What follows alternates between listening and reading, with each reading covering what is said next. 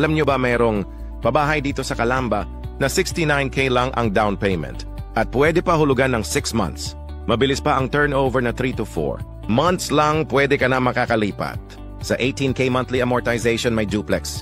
House unit ka na may floor area. 75 square meters at may lot area 50 square meters. 3 bedrooms, 1 toilet and bath, 2 carport and semi. Complete pa ang turnover na tiles. Na lang sa second floor ang kulang kaya less gastos sa renovation at makakalipat. Kana agad.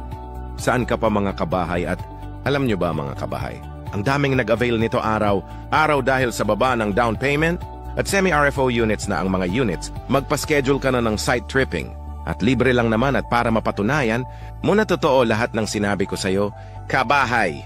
Dito lang iyan sa Agapea, Towns Calamba, located in Barangay Majada Out Calamba, City, Laguna, 10 to 15 minutes. Lang from Mayapa exit Slex. I don't ever slow up, no I don't take shit, I got no